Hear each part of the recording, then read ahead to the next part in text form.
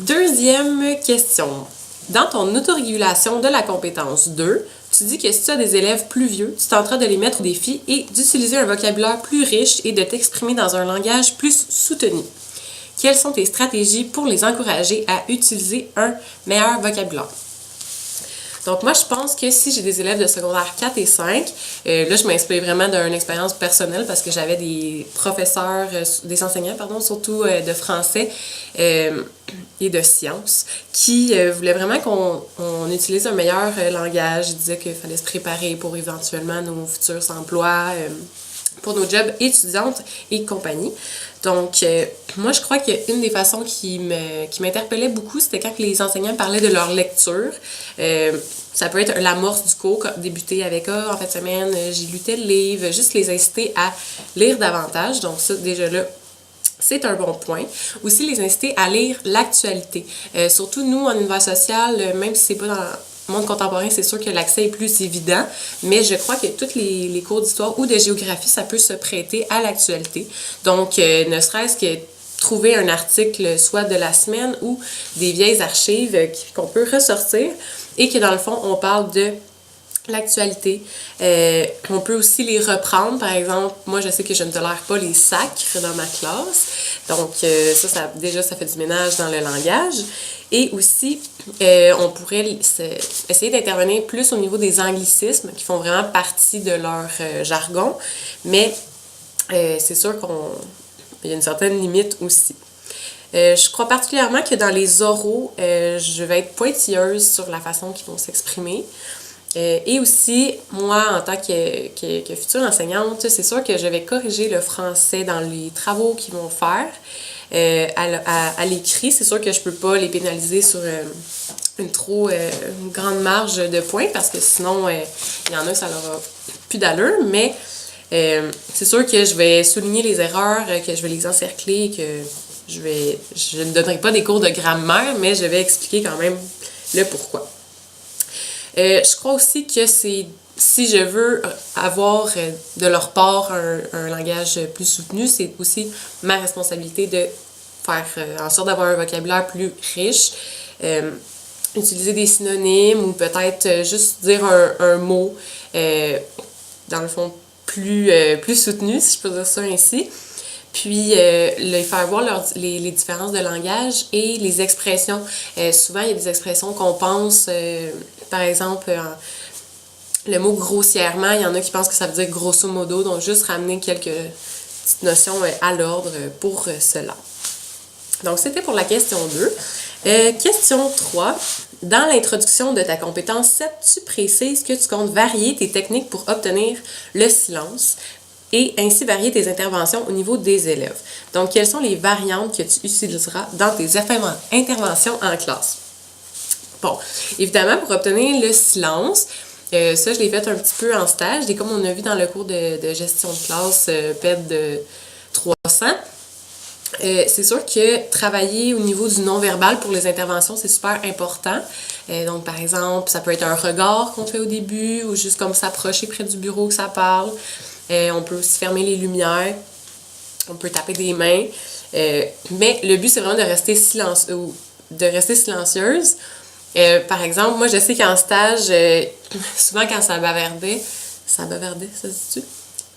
Quand ça parlait, je sais que je restais silencieuse, puis j'attendais, je faisais juste le regarder, j'attendais qu'il ait terminé de parler, puis souvent les autres, ils se reviraient, puis ils disaient « Oh, arrête de parler », des choses comme ça.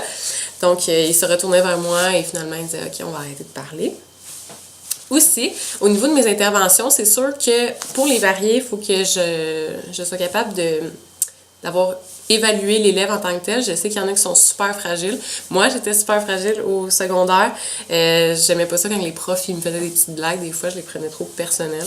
Mais il y en a des plus fragiles que d'autres. Donc, si je sais que, par exemple, l'élève, il entend rire, il est capable de prendre des blagues, il est capable de prendre du sarcasme, je vais y aller dans des interventions de ce genre-là. Tandis que si je sais que c'est un élève que j'ai juste besoin de lui dire une fois gentiment, il va arrêter. Donc, c'est sûr, je vais varier mes interventions selon l'élève. De plus, je pense que je suis quand même ferme en classe. Je veux pas être trop sévère non plus, Mais moi, je veux dire, il y a maximum comme 3 interventions, puis après, sans scrupule, je te sors de la classe. C'est sûr qu'il y a plusieurs avertissements avant que vraiment je t'envoie au directeur. Il faut que ça soit grave et que tu déranges beaucoup. Non seulement moi, mais toute la classe. Mais je pense que je suis quand même quelqu'un qui va laisser quelques chances, mais qu'il ne faudra pas abuser. Aussi, je pense qu'il y a vraiment une différence des interventions en termes de classe. Quand que tu le sais que tu as une classe, par exemple, en stage, on avait une classe avec 11 doubleurs. On ne peut pas se permettre d'agir comme une classe régulière. Donc, les interventions, c'est sûr qu'on essaie de les faire plus dynamiques quand on explique quelque chose, puis que ça ne l'écoute pas, on essaie de les ramener à l'ordre plus rapidement, parce que sinon, on sait qu'on va perdre le contrôle pour tout le restant de la période. Puis, je crois aussi que, dans le fond, varier les interventions, ça permet de créer une historicité à la classe qui est différente pour chacun, puis c'est ça qui peut peut-être rendre aussi qui peut favoriser en fait les contacts avec les élèves pour ça.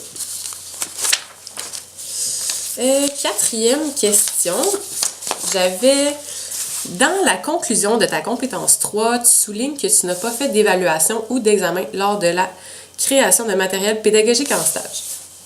Tu crois que ces conceptions t'aideront à mieux gérer ton contenu en classe. Donc, comment comptes-tu structurer tes examens en lien avec tes cours? Moi, premièrement, j'ai bien aimé créer le matériel pédagogique. On a créé quelques diaporamas, on a créé des activités.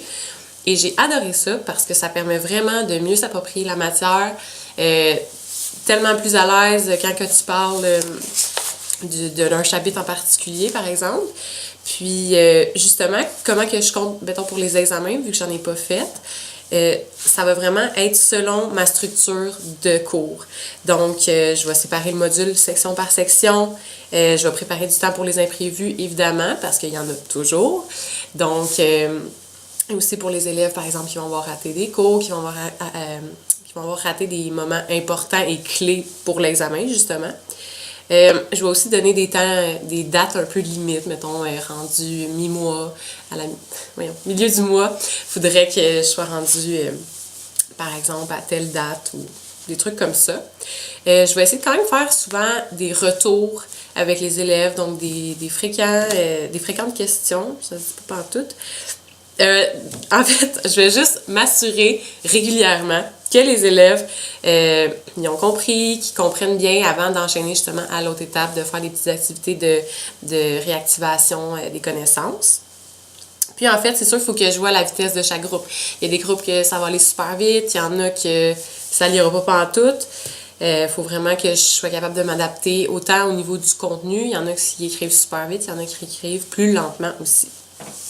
Et mes examens, moi, comment que j'aimerais les faire, mes examens idéaux, ce seraient des examens vraiment justes et réalistes. Ça va être vraiment des examens sur lesquels les questions, c'est pas des questions surprises, que je vais en avoir discuté à maintes reprises pendant le module en entier. Je ne ferai pas de questions à choix de réponse. Si j'en fais, ça va être des questions bonbons. Je vais être plus du genre à faire des questions à court, moyen ou long développement, ou des associations ou encore dessiner des cartes. Pourquoi pas de choix de réponse ou pas de vrai ou faux, en fait? Parce que moi, je me suis aperçue en corrigeant justement en stage qu'il y en avait, par exemple, quand c'était des questions vrai ou faux, qui avaient carrément écrit n'importe quoi, qui avaient deviné. C'est ça. Puis, en fait, il y en a qu'il y avait bon dans les choix de réponse, mais par la suite, quand il fallait vraiment expliquer, il n'y avait pas bon parce qu'ils ne connaissaient pas de quoi, c'était quoi le sujet, mais il y avait eu bon dans les choix de réponse, donc clairement, ils avaient encerclé n'importe quoi, ils ont eu bon par chance, mais quand c'est le temps d'expliquer en profondeur, il n'y avait aucune idée. Donc, moi, je pense que c'est mieux d'y aller vraiment avec des questions courts, moyens et développement. Puis surtout que ça les prépare pour le futur, parce que dans le fond, plus tu avances dans les examens, plus c'est évidemment des questions longues. Donc, ça va une bonne petite préparation pour ça. Alors, ça résume pas mal ma structure pour les futurs examens. C'est sûr que je vais faire aussi des mini-tests. Donc ça va me permettre aussi de prendre le pouls de la classe. Est-ce que, comme l'examen s'en vient, ça ça fait du sens ou y a des choses qui sont vraiment mal comprises. Donc ça va m'aider pour ça. Et sinon, c'est pas mal ça qui était pour les questions des jurys des pairs. Donc, merci.